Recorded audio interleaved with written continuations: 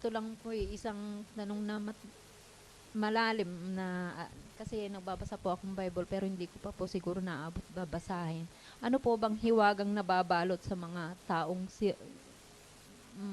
nasira Ang kaisipan. po at saka yung mga bulag o bingi na pinanganak na mga may kapansanan na parang wala nang silbi sa mundo. Yan Ah, po. mali po yung perception natin na walang silbi yun. Halimbawa, tinyo halimbawa, ang asawa mo bulag. Napakalaki ng silbi nun. Ang asawa mo bulag, napakalaki po ng silbi nun. Dahil dun sa asawa mong bulag, makikita ng Diyos, banal ka talaga eh. Mahal mo siya kahit bulag, nagsisilbi ka, pinagsisilbihan mo siya. Tayo po kasi, kung maintindihan natin ang halaga ng buhay, ang buhay po kasi, we do not live for ourselves. That's the principle. We must live for a great purpose. Maaari, you live to serve God, para kandilihin ang mga asawa mo at mga anak. Ganon, paglilingkod sa Diyos yun eh. Kaya po hindi naman ang ibig sabihin, kung ang isang tao bulag, wala ng silbi eh. Unang-una, yung bulag, yung pipi, yung bingi, burden natin yun eh. Dahil sa mga yun na ipapakita natin sa Diyos ang ating compassion, pagmamahal sa kapwa, maliligtas tayo. Pag natuto kang magmahal, maliligtas ka eh. Magiging dapat ka sa Diyos eh. Kung walang bulag, walang pipi, walang bingi, wala tayong pagsisilbihan ganun, pare-pareho lang tayong mga tao, we cannot show mercy. Hindi magagamit yung mercy. Kaya nga meron tayong feeling of mercy dahil we have to be merciful dahil merong mga dapat kaawaan eh. At yun na nga yung mga less fortunate.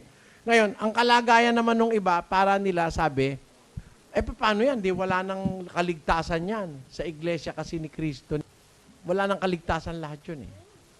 Tingnan niyo ang hatol ni Manalo, ho. Huwag naman kayo magagalit kung may iglesia ni Kristo rito.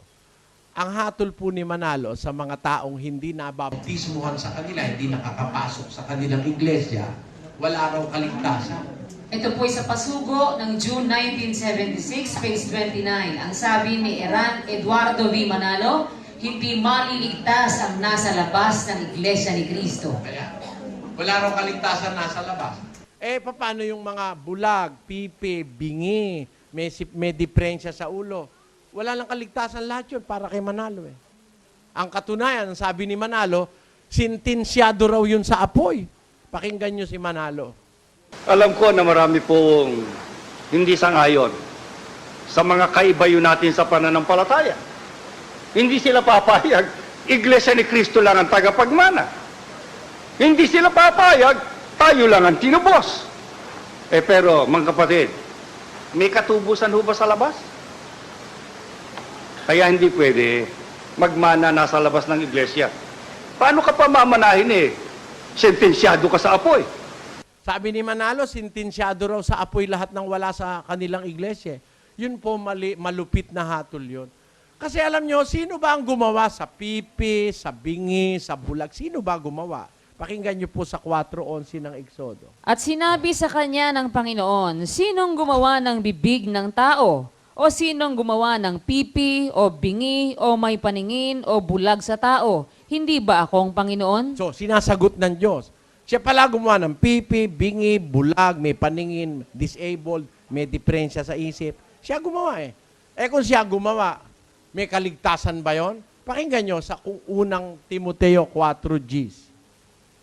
Sapagkat dahil dito ay nagsisipagpagal kami at nagsisipagsikap, sapagkat may pag-asa kami sa Diyos na buhay, na siyang tagapagligtas sa lahat ng mga tao, lalong-lalo na sa mga nagsisisampalataya. Ayan. Ang Diyos may kakayahang magligtas ng lahat ng tao, kahit na bingi, pipi.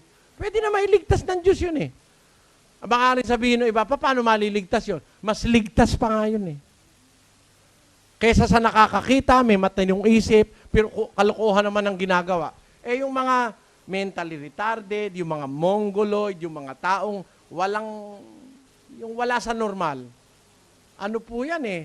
Marang maibibilang mong walang malayan, parang bata. Yung bata, ayon sa Biblia, tagalangit yan eh.